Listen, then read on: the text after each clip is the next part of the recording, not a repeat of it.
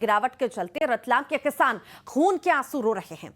कौड़ियों के दाम बिक रहे प्याज के चलते लागत भी नहीं मिल पा रही। तो वहीं बात होगी पीएम आवास में हो रहे बहुत बड़े घोटाले की। इस बार फर्जीवाड़ा किसी अधिकारी या नेता ने नहीं बल्कि यहां पर हितग्राहियों ने किया है।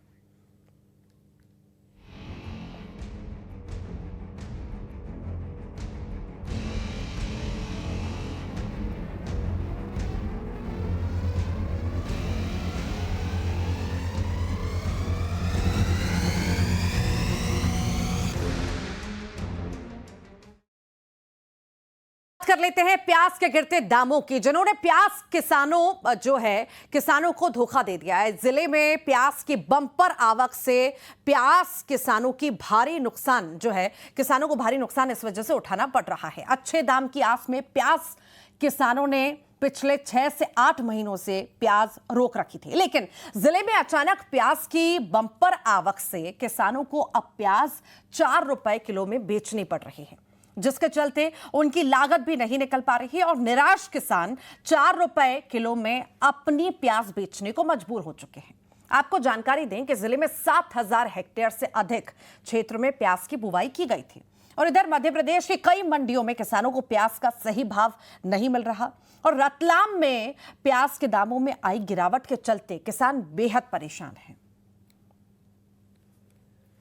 एक बार फिर से प्याज के दाम किसानों को रुलाने लगे हैं। आलम यह है कि जो प्याज के दामों की उन्हें उम्मीद थी 14 से 15 रुपए किलो तक के मंडी में बिक जाएगा, लेकिन वो प्याज के दाम अब 6 रुपए से लेकर 10 रुपए तक के आ गए हैं। दरअसल ये वो माल है जो मार्च और अप्रैल में इस मंडी में आना था। किसानों ने इस माल को रोक कर रखा था कि उन्हें मंडी में अच्छे दाम मिलेंगे, लेकिन ये जो उनकी उम्मीद थी एक बार फिर से इस पर पानी फिरता हुआ नजर आ रहा है। आप कहाँ से आए? आप कितना माल लेके आए थे? सिनोद से।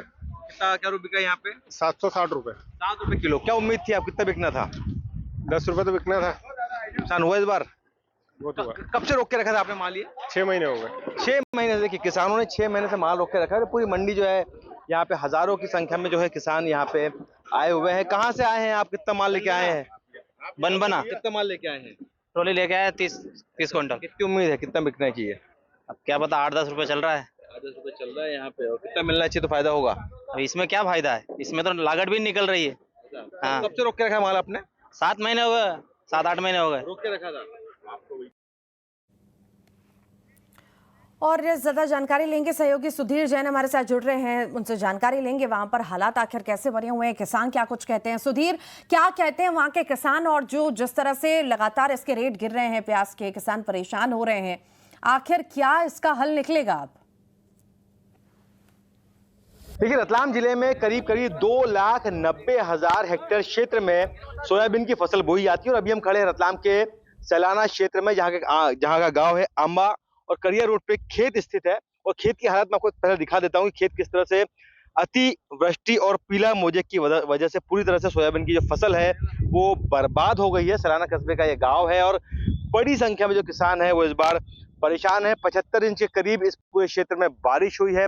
आलम यह है कि खेत पूरी तरह से पानी में डूबे हुए थे और किसानों को किस तरह से समस्या का सामना यहाँ पे करना पड़ रहा है, इन्हीं से चर्चा करते हैं। सर, क्या आपका खेत है? कितने बीघा की फसल थी? क्या हुआ है यहाँ पे? 7 बीघा की फसल थी। जी, क्या हुआ है? जल भराव के खातिर नुकसान हुआ, जिसमें आप सोयाबीन अफलन रहने की समस्या आई। अब क्या होगा? अब कैसे, क्या आप उखाड़ेंगे? कितनी लागत आई थी? क्या हुआ है? इसको उखाड़ के क्या करें, लागत तो कुछ भी 1 बीघे में 20,000 के आसपास हुई। सभी जगह ऐसी स्थिति यहाँ पे? सभी ऐसी स्थिति। कैसे मतलब कितना नुकसान हुआ? आपकी 80% नुकसान हुआ। वो कहीं कहीं खेत में तो 100% ही नुकसान हुआ है। आपकी कितनी फसल थी? कितनी बोई थी आपने? 15 बीघा की। सब में अपने 5 बोरी सोयाबीन भी निकलेगा 15 बीघे में।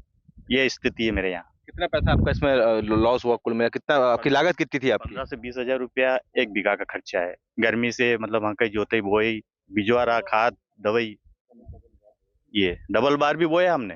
2 बार भी बोया यहाँ लोगों ने। आपके खेत में भी देखा मैंने अभी। क्या हुआ यहाँ पे? कितना नुकसान है आपका?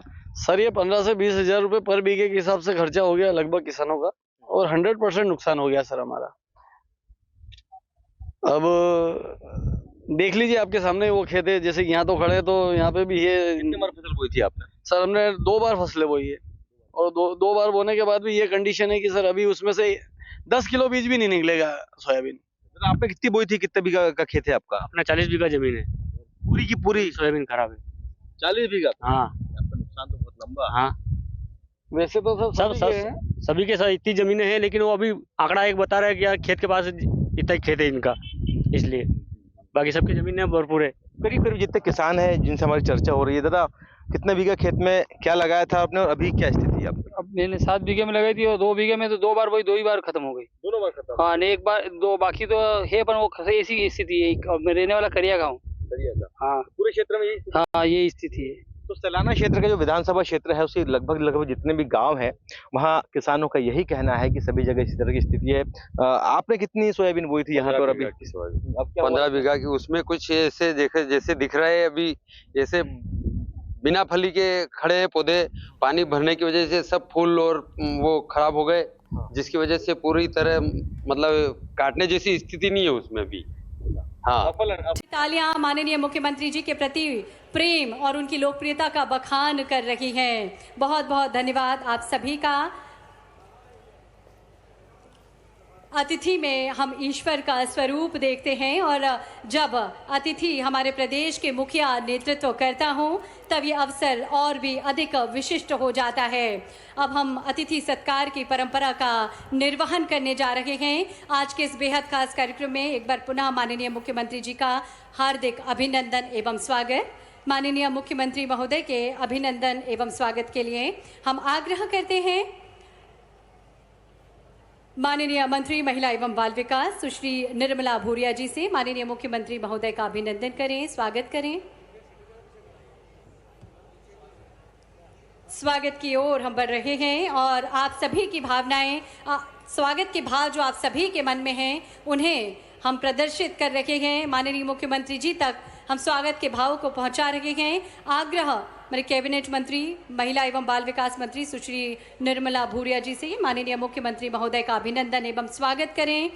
झूलड़ी, तीर कमान भेंट कर, तुलसी का पौधा भेंट कर स्वागत किया जा रहा है माननीय मुख्यमंत्री जी का। पारंपरिक ढंग से स्वागत के इस क्रम में हम सभी भी सम्मिलित हों। झूलड़ी और तीर कमान भेंट किया जा रहा है। माननीय मंत्री महोदय हम सभी की ओर से मुख्यमंत्री महोदय का स्वागत कर रही हैं। तालियां जोरदार होना चाहिए और आपकी तालियां आपके सम्मान को व्यक्त कर रही हैं, आपका जो भाव है स्वागत का उसे व्यक्त कर रही हैं। झूलड़ी यानी जैकेट पहनाकर पारंपरिक ढंग से माननीय मुख्यमंत्री जी का अभिनंदन स्वागत। और अब माननीय प्रभारी मंत्री डॉक्टर कुंवर विजय शाह जी से भी आग्रह माननीय मुख्यमंत्री जी का अभिनंदन एवं स्वागत करें। साफा पहनाकर माननीय मुख्यमंत्री महोदय का अभिनंदन करें। माननीय प्रभारी मंत्री डॉक्टर कुंवर विजय शाह जी तुलसी का पौधा भेंट कर स्वागत करें। पारंपरिक ढंग से हम माननीय मुख्यमंत्री जी का अभिनंदन एवं स्वागत कर रहे हैं। माननीय प्रभारी मंत्री जी अभिनंदन कर रहे हैं, स्वागत कर रहे हैं। साफा पहनाकर स्वागत के भाव जो हम सभी के मन में पुष्पित और पल्लवित हो रहे हैं। जोरदार तालियां हम सभी की ओर से होना चाहिए। साफा पहनाकर माननीय मुख्यमंत्री जी का स्वागत किया जा रहा है। साथ हैं स्वागत कर रहे हैं डॉक्टर कुंवर विजय शाह जी, माननीय मंत्री महोदय।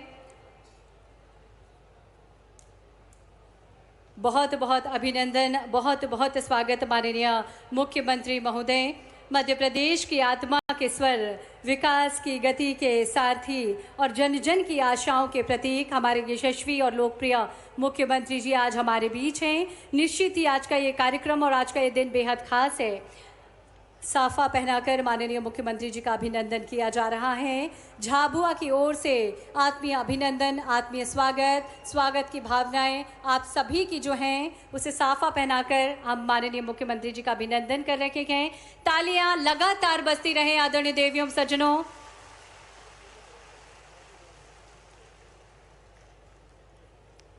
बहुत बहुत धन्यवाद आप सभी का।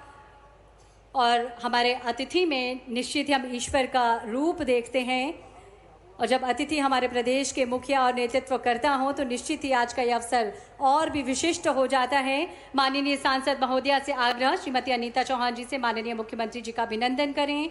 पुष्पगुच्छ भेंट कर माननीय मंत्री कुंवर विजय शाह जी अभिनंदन कर रहे हैं। तुलसी पौधा भेंट कर माननीय सांसद महोदया अभिनंदन कर रही हैं। जिला अध्यक्ष श्री भानु भूरिया जी से आग्रह माननीय मुख्यमंत्री महोदय का अभिनंदन करें।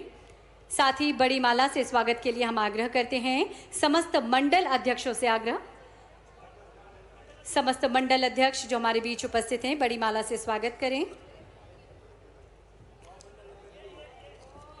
सभी जनपद अध्यक्ष भी संयुक्त रूप से माननीय मुख्यमंत्री जी का अभिनंदन एवं स्वागत बड़ी माला के द्वारा करेंगे।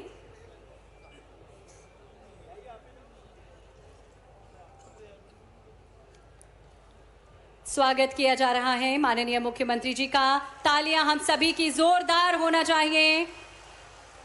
सभी नगर परिषद उपाध्यक्ष, जनपद